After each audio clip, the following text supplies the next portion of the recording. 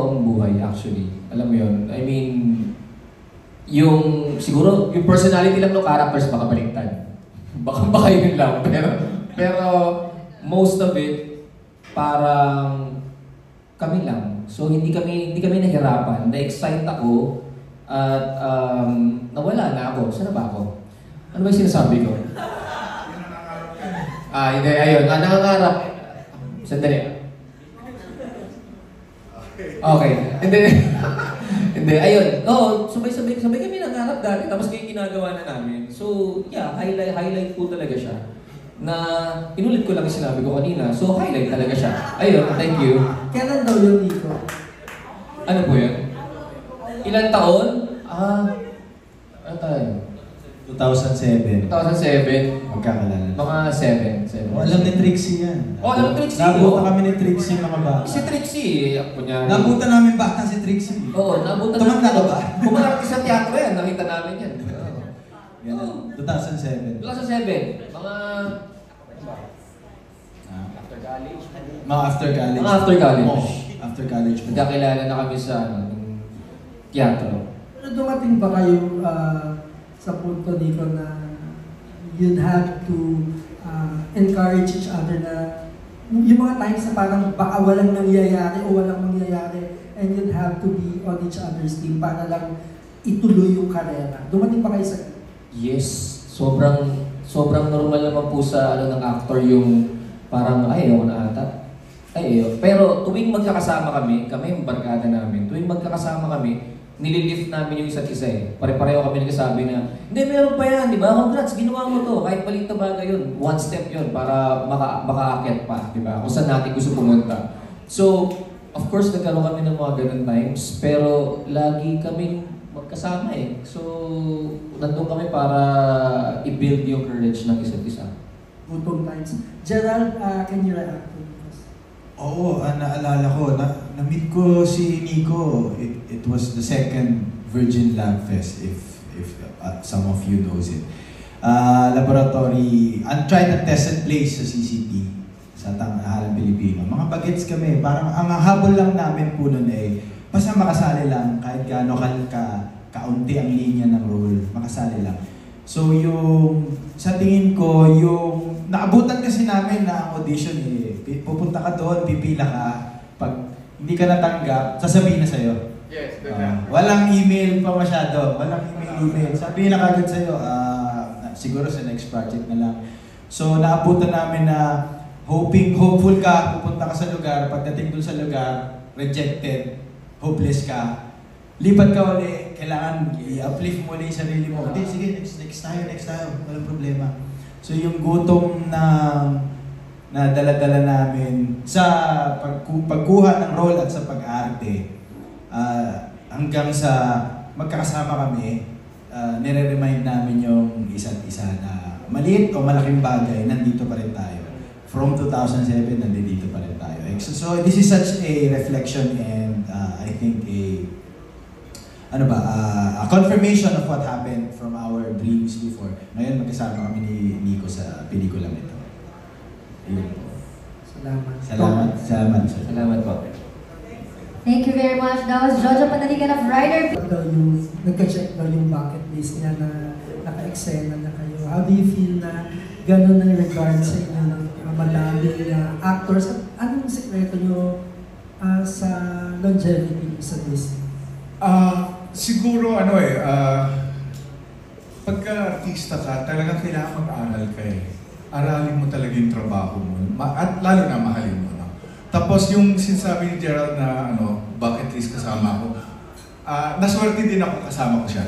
Kasi isa siya sa talagang superstar na hindi bulahan to. Talagang kahit ako nakilala ko siya, Gerald, remember, di ba? Facebook lang. Kasi fan ako eh. Pagka may magaling na artista, tuwan-tuwa ako. Tapos yun, I try to get to know them, tapos wishing na makasama ko sila. Kasi may matututunan rin ako sa kanila. So I get, siguro the secret kaya nandito ako because I get to learn pa rin and study pa rin hanggang ngayon para gumanda yung trabaho ko. Mula si Gerald, pinuli niyo siya. May natutunan rin ako sa kanya. Naging maroon ako eh. Hindi na kasi ako namumula, nagmamaroon na lang ako. Yeah. Umulutong mo. Next question ko kay Direk. Direk, natutuwa ang cast na off-cam para lang daw kayong barkada. Does that work for you? Kasi director ka, di ba? Essentially, ang director, darating siya sa point na he has to put his foot down, especially at work. Pero parang kung nagiging barkada, how does that work for you? Na nakakaibigan yung mga cast niya and yet you must be the captain of the ship. Sa akin kasi yung pelikula naman is comedy. Kaya parang ako nagsiset ako ng tone na parang magbabarkada lang kami. Para magawa namin yung dapat namin gawin sa eksena. Yung pagiging captain of the ship. Feeling ko professional naman kami lahat enough para maintindihan yung mga boundaries and yung mga work namin sa isa't isa. So sa akin, hindi ko naging worry yung pagiging director tapos sila baka lumagpas. Actually, pagka minsan sumusobra naman, hindi ko naman sila, di ba, kinukonsinte. Nag-aano naman din ako, nagko-control din ako. Ganun lang. Tsaka, ewan ko, di ko rin alam eh. Sorry lumabas lang siya sa bibig ko eh. Napaisip ako. Oo. Sa ibang prod. Iba yun. Actually, ano yun, ibang shoot ko pa yun. Tsaka, no comment na nga. Tsaka, world peace. Pero talagang you make it a point direct na kinakaibigan nyo yung cast. Oo. Make it a point. Yes. Kasi, sa akin mas nagiging madali yung work ko pagka may relationship ako dun sa actor or sa actress. Kasi mas madali ko siyang nabibigyan ng instructions, tapos mas kilala ko siya.